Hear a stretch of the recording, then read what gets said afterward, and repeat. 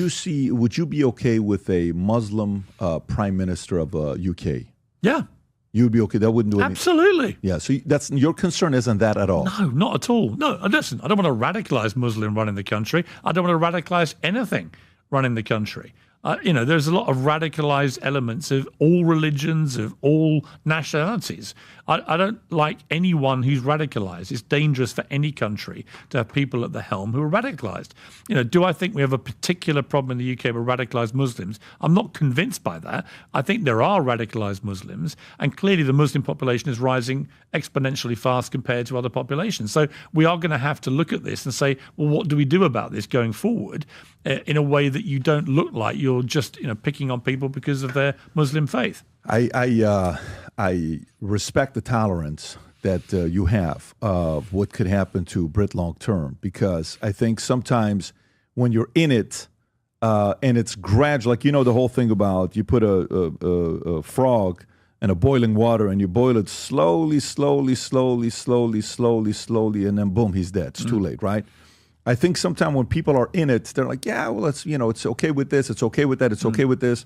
I think UK is flirting with being tolerant, and it'd be interesting to see who would rise up and want to do something about it. Well, look, I go to a lot of Muslim countries. I've been in Saudi Arabia. I've been in To me, Qatar. the biggest thing is the extremists. It's not a... No, exactly. Here's my point, though. But also, they have zero tolerance of people wanting to operate under their own laws when they go to those countries. For example, so the whole debate about Sharia law and so on, I can understand why a lot of Brits get exercised about that, because if I went to Saudi Arabia or Qatar or somewhere and decided I would ignore the country's laws and operate under my own laws while I was there, you wouldn't get away with it for very long. So why would you be okay with that? Why would you be okay with that? Well, I wouldn't. No, but what I'm saying is, so if you were okay with somebody who was a Muslim to become a prime minister, and then say they're the noble one, right? And they're coming in, they actually love Britain. But it opens it up, and an extremist like, I'm going to get in. Then they come in and they say, hey, Sharia law, what are you going to do about it? Then what?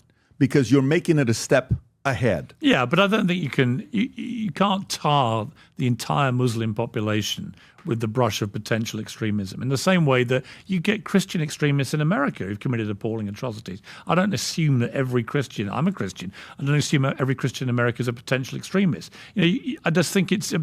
There's got to be a more... You're comparing the two? No, I'm just saying extremism is extremism. Yeah. Isn't yeah. it?